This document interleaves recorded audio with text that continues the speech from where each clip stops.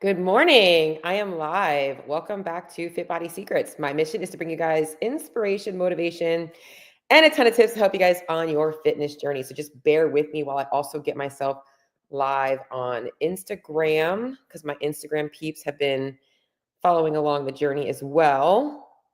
See if I'm live. Give it a second.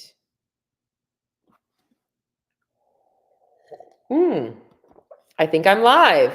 What is up? Good morning, everybody. Happy Tuesday. It is the week of the CrossFit Open. Happy CrossFit Open week. I can't wait to make a little throwback post of some of my open workouts. The open has always kind of been my jam. Not today's podcast topic, but if you are joining the open or doing the open, I did decide last week after my podcast episode where I talked about pacing, getting the most out of your Metcons, that I'm actually going to do a little breakdown for you guys of like how to get the most out of your open workouts.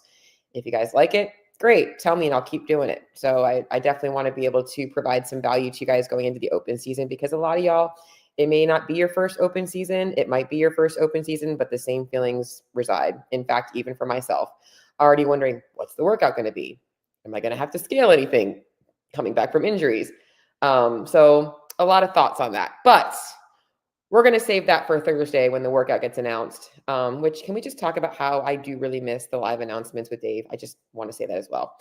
Today's episode, though, I am going to be talking about a concept that I do with my clients that has been very helpful to build sustainable diet changes, sustainable results, whether you are looking to lose a significant amount of weight, whether you're looking to lose body fat specifically, like I know I have a good amount of muscle and I just need to lose like 10, 12-ish pounds. I feel a little bit like there's a layer of fat over me. Or you're looking to just improve your body composition, which kind of falls into that spectrum as well. But maybe you're not looking to lose anything. Maybe you're just like, I feel like I need to build a little bit of muscle. So I'm going to go over something called metabolic switches because this is a concept that a lot of people don't utilize enough of. And it just comes down to what you're being fed from social media when it comes to losing weight. And there is a lot of truth to it, but there's also a lot of misapplication of education. And I hate to say it. Well, I hate to say it. The truth is, education is one thing. Wisdom is having education and knowing how to apply it. So I would much rather my clients be wise and for you guys to be wise as well and be able to take information and apply it to yourselves. And that's what we're going to be talking about today. So if you're watching on Instagram Live or you're watching on YouTube and you guys have questions, you can go ahead and pop them in the chat. And as I finish up my podcast episode or I'm talking about things, I'll go back through and I will answer your questions, whatever questions you might have. It doesn't have to be related to today's topic. It can be anything. I don't care. You can even ask me what kind of coffee flavor I got today, which I'll tell you it is the toasted marshmallow flavor. And it's actually pretty good. They have a s'mores flavor too, but I'm on the toasted marshmallow kick today. And my cat's loving up on my computer screen. So y'all know that my cat's going to come over here and try and get in my face and bother me while I'm doing my podcast because he always does. But we're going to try and ignore him right now. Right, Jack? Get off the counter. Go. And maybe it's because I actually need to put myself in my podcast room. But when somebody told me that it looks like I'm in a what did they say? They asked me if I was in like a jail cell. And I'm like, okay, I got to finish this episode. Or I got to finish this layout to actually make it look more aesthetic before I go back into that little room, because it also doesn't feel, I don't know, the vibes are just kind of feels like I'm in a prison cell. I feel very open in my kitchen. And as a nutritionist, well, you get to see me in the place where I'm trying to help you guys out the most. So a lot of just rambling today. Let's go ahead and get into today's topic. Good morning, Miss Holly. All right, so let's talk a little bit about these metabolic switches. So what most people are conditioned to think when it comes to weight loss, fat loss, trying to change their body is, I need to dial in my nutrition. And when it comes to dialing in their nutrition, it's, I need to be eating less. The common thing is, I need to create a calorie deficit. So the first instinct is, I need to drop calories. I need to cut out foods. I need to try going low carb. I need to try going, low fat. I need to go to a 12 or 1400 calorie diet. I'm eating too much. And that's the only thing that people ever operate on. And even when you think calorie deficit, the first thing people are thinking is, I've got to be eating less. Okay. And that is one of the metabolic switches. One of the metabolic switches is dropping back on calories. But when you have exhausted something, at some point, you have to be able to give it a little bit of a recharge. And whether you like it or not, your body kind of forces this on you. It's why when you are following a low calorie diet, you can't stay consistent. You track 3 or 4 days a week and then you're like, I didn't track today. Things weren't that different, but they were. Um, and that's what happens. That's your body saying, like, you've exhausted this metabolic switch. It's time to switch to something else. And that's really what I want to explain to you guys today, because oftentimes getting more restricted with your diet typically backfires. And then you're like, I'm just on this constant hamster wheel of trying something and then falling off track, trying something and falling off track. And the other thing that happens is, even when, let's just say, you are very consistent and you're disciplined and you can follow that 1,400 calorie diet, you can cut out the carbs, you can do that stuff. All of a sudden it gets to a place where you've seen some results and then boom, it plateaus and you're stuck and you're like, what do I do now? I can't eat any less. I don't know that I could actually handle that. And it's frustrating because you try and it's like, nope, it just isn't working. And then you feel like frustrated and you give up. So I want to explain to you guys the different metabolic switches today. And one of them is, and this is the first one, is lowering your calorie intake, the one that most people are conditioned to believe in.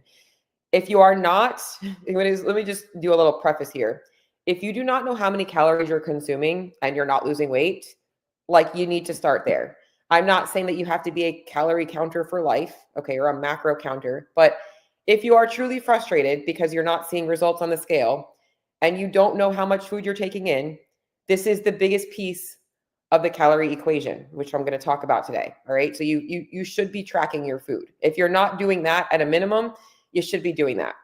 But it's not always about just eating lower on calories. And that's what people do wrong with metabolic switch number one, is they just always go to low calories. And one of the other concepts that I'm not going to talk about today, but I will in the future, is the importance of finding your metabolic ceiling. Because when you know what your metabolic ceiling is, you know how to effectively lower your calorie intake. You're not just guessing at things. All right. This switch exhausts itself very quickly. And the reason for it is the body adapts to it very quickly. You see, the calorie equation, in order to create, so let's talk calorie deficit. Calorie deficit essentially just means that the amount of energy you're taking in is less than the amount of energy that you're expending. What that does mean is that if you don't have enough energy coming in, your body will start to burn through body fat because it doesn't have energy to pull from your diet. So it's saying, okay, there's not enough energy. Let's take some of this stored fat, and there's a process that it uses to convert it into usable energy, and that's how you lose weight. That's how body fat gets lost. Okay? But the problem is, when you lower energy intake, your body starts to get smart. Your body starts to give you the FU. Excuse my language as I just put my middle finger in your face. But it does. It starts to say, you know what? Like, you're going to keep dropping your calories. I'm going to throw it right back at you. And I'm going to start burning less calories. So even though you're still going to the gym, you're still getting your steps in, you're still doing all the things, your body's kind of like, I'm just going to not move as much. I'm not going to blink as much. I'm not going to use my hands as much. You're also not digesting as much food. So your energy output goes down. So the deficit starts to catch up and it becomes maintenance. And this is why it's so frustrating when you don't have an idea of what your metabolic ceiling is. Because if you're seeing results on 1,500 calories, but you could have been seeing results on 2,000 calories, now your body is adapted to the 1,500. And now, what are you going to do? Keep dropping things down? So metabolic switch number one is one very effective method, but it's going to run its course, and you want to make sure that you're not exhausting it. Once it's exhausted, you have to replenish it, just like anything else. All right. Metabolic switch number two. I will never call myself a macro coach.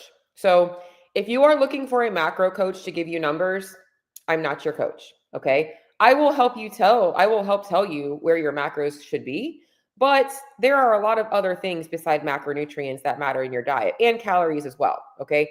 Metabolic switch number two is understanding the importance of the types of food you're consuming, food quality, and fiber. All right.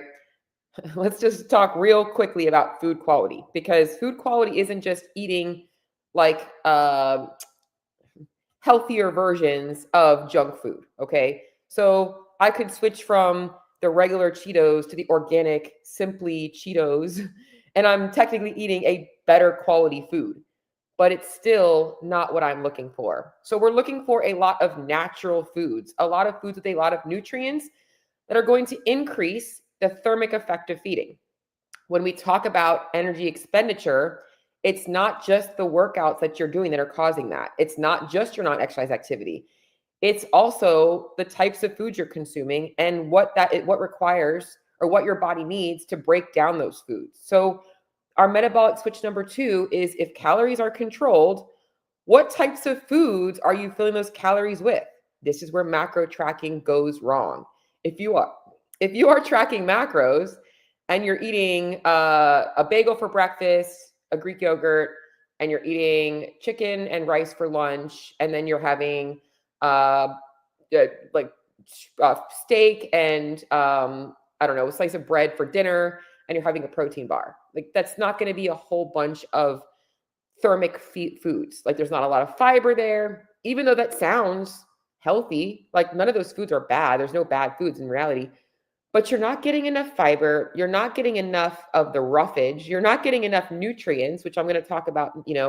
These are the things that are important. Your micronutrients help your body work more effectively. So if you want to be burning more calories, you should make sure that all of the systems that your body has to account for are optimized, okay? Because they all require calories to burn. Your body needs calories to live. That's your basal metabolic rate. So if things are off because you're not getting enough of the right nutrients, it's going to make fat loss a lot harder. Okay, so food types matter. Getting in enough fiber matters. So metabolic switch number 2 is, if you're controlling your calories, what does the quality of those calories look like? Metabolic switch number 3, which is kind of what I already mentioned. Yes, it's important to talk about macros. And metabolic switch number 3 is looking at your macronutrient balance. There is, as I mentioned, the thermic effect of feeding. A lot of times people think that a lower carb diet is better for fat loss, and it's not. In fact, it doesn't matter if it's lower fat or lower carb. However, as long as you create the calorie deficit. However, what I'm going to explain to you is that the thermic effect of feeding of nutrients is different amongst different macronutrients. So protein is going to require the most energy for your body to digest. That's why a lot of people in a fat loss phase or a weight loss phase are on a high, that's one of the reasons why they would be on a higher protein diet, along with if you have a significant amount of weight to lose and you have a big appetite, it's going to help keep you a little bit more satiated, along with the fact that let's just talk about protein for a second, right? Along with the fact that if you want to lose fat and not muscle, you got to get enough protein in. But protein is the most thermogenic of your foods. Second to that is going to be complex carbohydrates. So like your fruits, vegetables, and high fiber carbs, your whole grains, your potatoes, and things like that are going to require more energy to break down. And then even just regular carbohydrates, any carbohydrates, are going to be next after that. They require more energy for your body to break down, and they are less likely to be stored as fat because carbohydrates are your body's preferred source of energy. So your body is going to want to burn through glycogen if it has glycogen on board. Fats, on the other hand, we do need dietary fat. So I don't want you to think that I'm telling you not to eat fats, but it is the least thermogenic of the nutrients and the most likely to be stored as fat because we don't need as much of it. Okay, so a lot of people on a high fat diet don't realize that. Now, we do need some of it because if you're not eating enough of it, you will get signals from your hormones, but it is the most calorie dense and also it's the least thermic of all of the foods, of all of those things. So macronutrient balance does matter, so we can optimize with metabolic switch number 3 by making sure that you have the right macronutrient split for you, for your specific training model, for your specific needs, where you're at in life, your age, all of that kinds of stuff matters. Okay. So that's metabolic switch number 3. Now I'm going to talk about metabolic switch number 4, which is probably the one that I want you guys to know the most about. Rather than always dropping calories, okay, I'm here and I want to go here. That is like, from a effort perspective, depending on who you ask, is the easier thing to do because I'll just eat less. It doesn't really require any extra time. It doesn't really require any extra effort, except for the fact that you're going to be more hungry. And like I said, there is a place where there's like, what is it called? Like, I'm just trying to think of one of those whatever those funny sayings are, but the one where it's like, there's a point of no return. Okay. There's a point where like you can keep dropping and there's like nowhere else you can go. All right. When you're at 1,000 calories a day, which God knows nobody should be at, you shouldn't be there. In fact, if I was to say calorie ranges, women, I would love to see them and this is like somebody that's training minimally and barely getting their steps should never be under 1,500 calories a day. Okay. Most women should be able to diet and lose fat on 18 to 2,100 calories per day. Higher end athletes, more active people should be a little bit higher than that. And men, it should be about no less than, and I'm talking about for the sedentary guy, 1,800. And then from there, it should be like 2,200 for most. Okay. So it's knowing that. So metabolic switch number 4 is understanding the importance of increasing your calorie expenditure. Now, as I mentioned, metabolic switch number 2 and number 3 are going to help with that. They help with that side of the equation if you're optimizing those things. But increasing your calorie expenditure is sometimes easier for people than dropping calories. Like, what if you are fine eating 1,800 calories right now, but the weight's not moving? You're like, you know what? This is manageable for me. I feel like I can still enjoy a few meals out. I feel like I'm not, always having to watch every little morsel. Like I can kind of fit things in. I'm sometimes a little over, sometimes a little under. You feel like you're in a really good spot at amount of calories for your activity level. You feel good in your workouts, but the scale's not budging. Okay. Maybe all you have to do is increase your energy expenditure. And this is where like people go into the 10,000 steps a day thing. In my experience, 10,000 steps a day doesn't necessarily create faster progress. Usually what you want to be looking at is, where is your average step count now? Where is your average, like how much are you moving throughout the day now? And how can we add 2,000 to 3,000 steps a day to see if that doesn't cause more energy expenditure? It also, if you're putting these walks in or this movement in at the right times in your day, specifically usually after your workouts, it can help to improve your insulin sensitivity, help your body process that food and digest that food faster, and be good for fat loss in other areas of things. So looking at energy expenditure is so important. So, and this is where most people don't go down the rabbit hole of. I'm going to go down a rabbit hole right now as we're talking about rabbit holes. Why do I use all these funny sayings? I don't even, in my normal day, I don't talk like this. I should just talk to you guys like I feel like I'm having a conversation with myself, by the way. But, but like if you're doing CrossFit and you're only doing CrossFit 3 days a week and you have a sedentary job and you're not moving a whole bunch, like that's really not a lot. It's not a whole bunch of training. So maybe just increasing to 5 days a week is what you need to be doing. In fact, the CrossFit program was designed to be done 3 days on, 1 day off. And obviously with most people's schedules, we don't think in terms of like a calendar, like continuous like that. We think of a week. So for a lot of us, it might look like 3 days on, 1 day off, 2 days on, 1 day off. But, looking at increasing your work capacity. So like how much volume you can handle, that's going to increase your energy expenditure. If you're already working out 5 days a week, but you're hitting the gym and you're not moving all day, increasing your daily step count is huge. And I have women that are like, I don't have time to do this. And I totally understand. I'm not the kind of person that's going to be like not empathetic to the fact that people have busy lives, but I'm also going to say, if you are working a job that doesn't allow you every 90 minutes to get up and move around a little bit, get a glass of water, go to the bathroom, get a little fresh air, okay, you are living in a prison. And I want you to ask yourself, this is a different, but is this the kind of life that you want to live for the rest of your life, tied to a desk, never having an end in your day?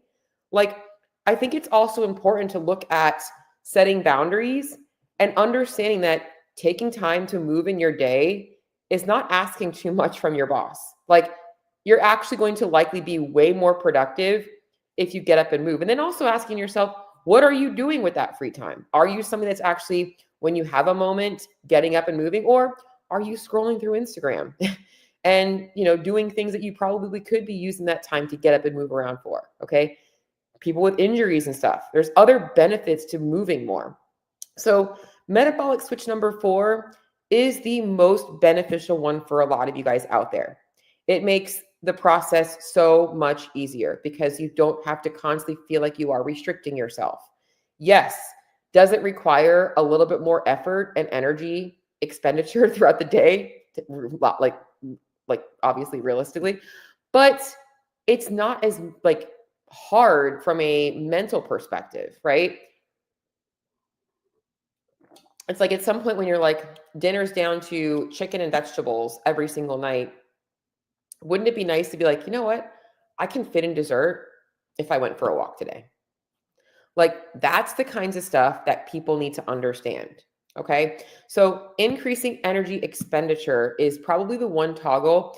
And I'm going to talk more about toggling between these toggles too, because this one can be exhausted just like metabolic number 1. This one can be exhausted just like lowering your calories too much. If you are becoming a cardio bunny and you are literally just walking, and you're like just consuming your life with walking and you're never stopping, you're going to burn out too. We got to find the happy medium. We're going to talk about that. Okay. But I got one more metabolic switch first.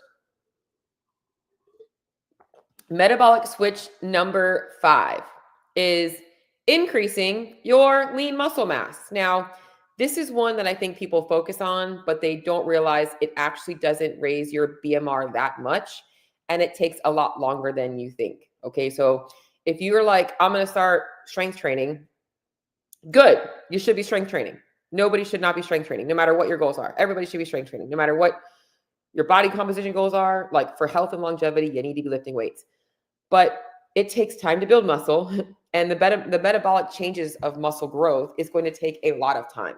In fact, I was pulling up a photo of myself and I look at how much muscle I've gained since I've started my fitness journey, and my body composition is completely different.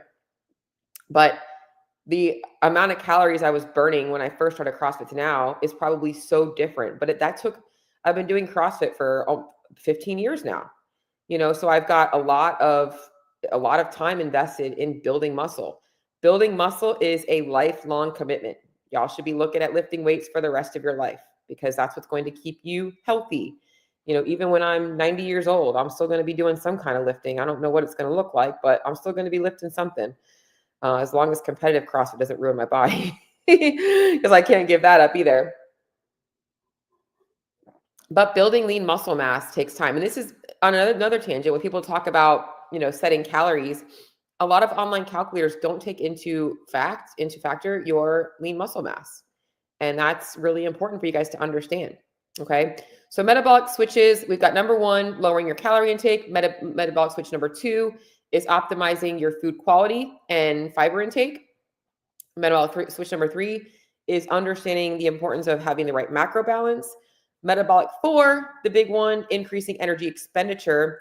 And I'm going to talk about the lower and the metabolic 1 and 4. And the metabolic 5 is increasing your lean muscle mass.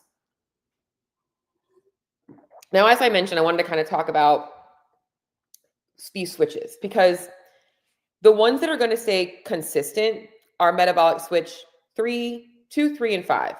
So your food quality and fiber intake should stay the same. Once you make a commitment to saying, I'm going to live a healthier life, I'm going to improve my nutrition, this is my nutrition for life. This is the types of foods I eat. This is the macronutrient balance that works for my body with the type of training that I'm doing at this phase in my life, which is in whatever years you're in. And a lot of people right now are switching over to high rocks or something else. But whatever you're doing right now, you're really supporting that type of training, that type of lifestyle. And You're always looking to build muscle mass. You can't go wrong by looking to lift. Those ones stay the same. The ones that change the most are going to be metabolic switch number 1 and metabolic switch number 4, which is energy intake and energy expenditure. If the metabolic switch number 1 has been exhausted, you have either been dieting for or trying to diet for entire too long, or you've seen some progress and you're stalled out, it's important to say, okay, I need to actually refill this switch. I need to recharge this switch. And this is where we talk about reverse dieting.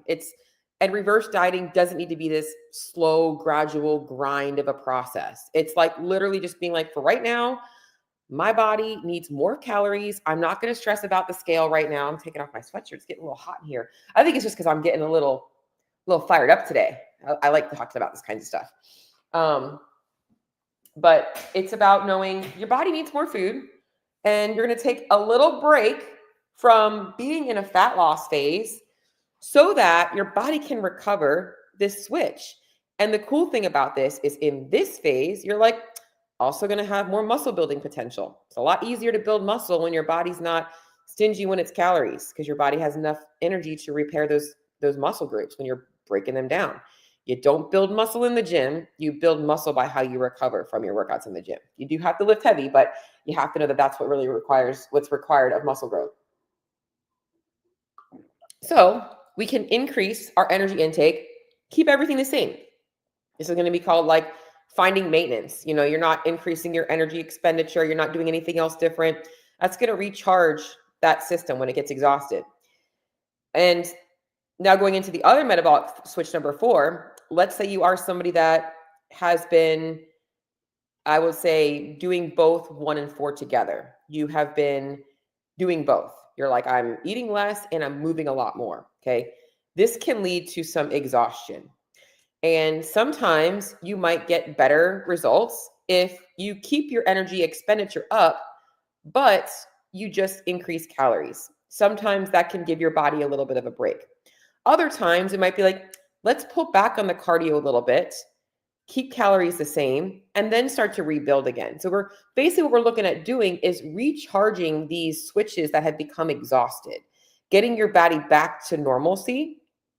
And again, this is where we want to find like maintenance. And maintenance should be like, and it's different for everybody. I don't want to say it's the minimum, because not everybody's the kind of person that's going to do the minimum in the gym. Some people really like going to the gym. But it's like where your life feels like your nutrition and your training is kind of mostly effortless. Like you're not having to put a lot of thought into it. Okay. When you get to that place, that's maintenance. And if you've not tracked your calories ever, don't just think that maintenance is where you're at right now, because sometimes if you've adapted, you don't know how good you could feel. So actually find maintenance. What's max dose of calories for me to feel really good? Okay. Not just, this is me, I have enough discipline to say no. It's, I have enough calories to enjoy that, but I don't really need it. Like that's the goal. Okay. So we find that place and now we can tweak. So there's 2 things that you need to be tracking. You need to be tracking your nutrition. Okay. If you actually want to use this, it's not a lifelong commitment, but if you truly want to gain control over your body, you have to be able to track. I wear a Whoop strap. I wear an Apple Watch. Hell, we have trackers, you know what I mean, that are tracking all this data. But what are you doing with it? Okay, the best thing you can track is what you're feeding yourself. Get comfortable using a food scale to start to get yourself used to looking at portion sizes. Go through that phase. Get yourself tracking something so that you can optimize it.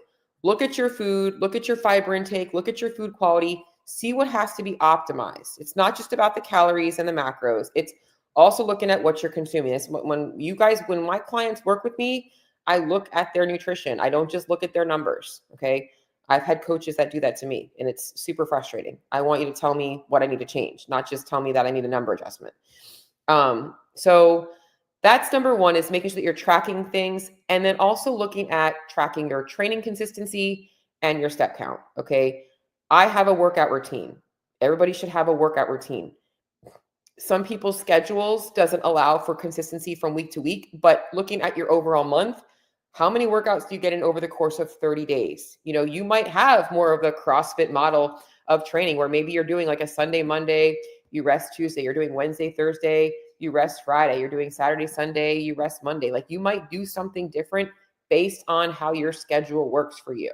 Okay. So like you have some way to track what your activity looks like from day to day, from week to week, so that you can see where you might want to either pull back or add more in. And then your step count. It truly is sad that we have to track our steps. But if I think back to when I was younger, pedometers have been a thing since I was a kid. I mean, they were different back then, but like there was a little thing you would wear like on your waist or whatever. And it was like or you could wear it on your shoelace and it was a pedometer and it tracked your steps. So step count is obviously something that over time we have realized is important to track. Why? Because as obviously convenience, technology has made everything so convenient, we're moving less. We're not doing all the things that we used to do. Hell, people don't even clean their own houses anymore. People don't clean their own houses. People don't do their own grocery shopping. People don't even drive their own cars. There's so many things that people are not doing. So, but that wasn't like that years ago. People aren't cooking their own food. All that stuff requires energy and it requires you to move around and walk around. Okay. So tracking your step count to see where you're at there, because you can optimize that.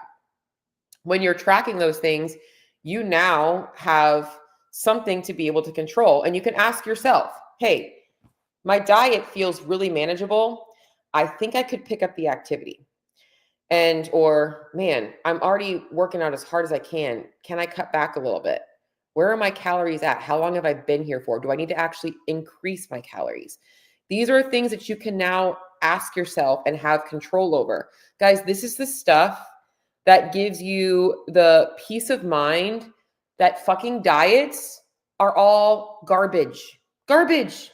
Okay? Like they're all selling you a protocol to get you to adhere to something that is as simple as this: learning how to read your freaking body. Okay, your metabolism, your hormones, all that stuff is within your control. It is. But unfortunately, everybody else tries to take control of what deep down inside you have control over. Like I am trying to give you guys control. I'm like freaking fired up today, man. I think I had too much coffee. Okay. So, where am I at? Let me get back to my notes for a second because I just got fired up. So the overall goal of all of this is that at the end of the day, your food becomes an afterthought. Okay. You have no idea how many clients, and I did have a tangent that I wanted to go off of when I finish this up. Food has become something they are so consumed by, myself included. If you have been in like a journey of like where you just have never been happy with yourself, you feel like you've been thinking about food your entire life. I mean, I can remember being 5 years old and counting the fucking grapes on my plate. Like that's pretty bad because I had problems with my body back then. Okay. But when you actually get to where you understand what food is, how it works in your body, what you need, and you're eating enough to feel satiated, it becomes an afterthought in your day. I don't think about food all day anymore. It's part of my day. Obviously, when you're in a goal phase, like you have a specific goal, you might have to make decisions that make you feel like you're a little bit more mindful of food. So right now I'm trying to gain weight and I feel like I am always eating. So like, I'm always like, oh shit, I got to get another meal in. Oh shit, I got to get another meal in. That is part of the process. But when I'm happy and maintaining, like I'm not thinking about it so much. And I'm really not even thinking about that much right now. It's just a matter of like knowing that I got to eat when I got to eat. Other thing is like, it removes all of the frustrating plateaus. There's no more plateauing and not understanding why. This gives you that control. You improve your relationship with yourself. You get permission to eat more. It's not always about this eating less philosophy. Like you're actually understanding, okay, it's okay to have more calories. Like you have no idea how many women are, and I use women, but men too, they're okay with underfeeding themselves, like 1,300 calories a day. But God forbid they go over their calories by 200. It's like, oh my God, the whole world just crumbled. Like they just killed somebody. Okay. So it should be the same thing. Like it should be just the same. Like, why is it so easy for you to undereat but not overeat? You're going to build fitness. Okay. So like if you're focusing on metabolic switch number 4, and maybe you're getting in a few cardio sessions a week, hell, if you're not doing that, you might get fitter. You might be a little healthier, which is what I wanted to talk about. You're also going to continue to improve your body. Okay. As I mentioned, I've been doing CrossFit for 15 years. Before CrossFit, I was doing group fitness classes. So I've been pretty active my entire life. But your body is constantly going to improve. Like after 90 days, I always say like fat loss is like dating. Body composition changes. That's a marriage. Like you're married to that for life. You're always going to be changing. It's kind of cool. It gets better. It gets better as you age, believe it or not, because the longer you're training, the more adaptations you're going to get. Better adaptations if you're fueling your body appropriately. If you're not fueling your body right, you're not going to see the changes that you want. Okay. So don't be so stressed about what's possible in the first 30, 60, or 90 days. Focus on what is possible for yourself over the course of years. And that's where the metabolic switches come in. Okay. I feel like I had one more thing that I wanted to mention today off the top of my head. And I know it has something to do with the energy expenditure and intake, but if it comes back to me, I will make sure I say it. But I'm going to pop over to the comments just to see if there's any comments here. Diego, thank you. Is the time of your last meal important for continuing metabolic? Okay. Diego asks, is the time of your last meal important for continuing metabolic condition? I'm assuming the question is like basically, does the timing of your eating impact your metabolic function? Absolutely not.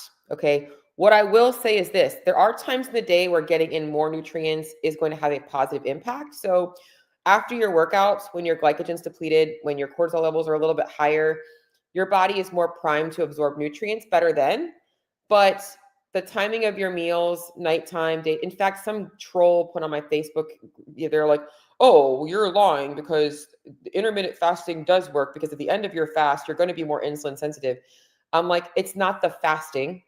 It's the fact that if you are using a 24-hour window and you've been in a calorie deficit for, call it 48 hours or 36 hours, you are now deep into that deficit, which is making you going to be a little bit more insulin sensitive.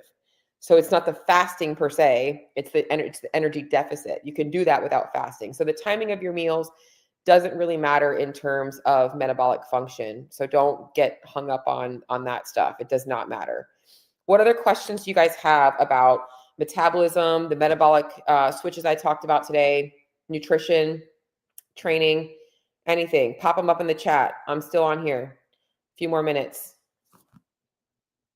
I've been liking staying on live. I'm looking right now at Instagram, but if you're on Facebook or YouTube, you can do that as well. You're welcome, Diego. Guys, in fact, also, I will say this. Sometimes eating before bed might actually improve your sleep, which will give you more energy for your next day. So you might actually find that it's a positive impact. Usually I do recommend having a light snack before bed. You just want to make sure it's not something that's going to require like a lot of digestion and possibly cause you to wake up to use the bathroom or just make you feel not good or heavy. What other questions do you guys have? Training, nutrition, life, metabolic switches, CrossFit, anything else? Just making sure I'm not missing anything. Nothing on here. All right. Well, if you are watching, this is like, I haven't even really talked about this yet. I am going to be doing a 12-week program. It's going to be starting in April. So I know that seems like it's forever away, but I have been working really hard on this program and I'm excited for it. And this is kind of some of the stuff that we're going to be talking about in the program. And I'm going to be dropping some more stuff about that program next week. I'm going to be running a class.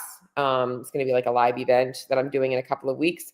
And y'all are going to all be welcome to be on there. It's going to be free. It'll be in a format where if you guys want to interact and be on a Zoom, you guys can, so you can get your questions answered and actually have a conversation with me about yourselves, your own personal goals and journey. But any other questions before I hop off? Going once, going twice. I got one. How often do you work out a week? Somebody asked me that. I work out a lot. I am still training to be a competitive athlete. So I do my training sessions are morning. I do a monostructural piece. Monday, Tuesday, 6 days a week. I do a monostructural piece first thing in the morning, usually about an hour of some type of intervals. Sometimes it's easier zone 2 work. Other times it's something a little bit more intense just based on what I'm doing. And then in my afternoon, I probably train about 2-ish hours, maybe 3 hours, depending on if I have a lot of accessory work or skills that take a little bit more time and rest. And that's typically going to be CrossFit, strength work, and stuff like that. And I do that 5 days a week. So my training schedule is Monday, Tuesday, Wednesday, Friday, Saturday, with Sunday being a complete rest day and Thursday being just a morning monostructural piece, very easy. And then the other days are going to be the double sessions. So, but I'm very, very productive in my day. So I get up early and I make sure that I get to work by about 4:30 or 5. I start that monostructural piece by 6. I'm done by 7. I get to work. I work until about 12, hit my training, and then I come back and I finish working until about 5 or 6. So a very busy, packed day, but I wouldn't have it any other way, at least for right now in my life. I'm happy with what I do. Why would the scale go up after a hard day at the gym? This is a great question. So oftentimes, especially if it's leg focused days, we get a lot of inflammation in our body, and that can cause some water weight retention, especially if you're super sore. So the best thing you can do is hydrate. That's going to help flush things out and make sure that you're moving around a little bit. That's where like that zone 2 work can help flush things out a little bit. But that is usually why the scale goes up after a hard day at the gym. The cool thing is oftentimes the next day it drops down as long as you're consistent with your nutrition. Good questions. Let me see over here. Any other questions? I'm always thinking about food. Yes. And the funny thing, Cami, is I think honestly, you might need to be eating more earlier in your day, but I know that you mentioned that you don't like to eat earlier in the day, which is funny because for a while, I think you were like, I'm not hungry. So I'm curious if you're hungry and you're thinking about food, or you just feel like you're always thinking about food because you're worried about food. Like I'm curious what end of the thing you're at there. Emily, I'm glad that you found some insight into this,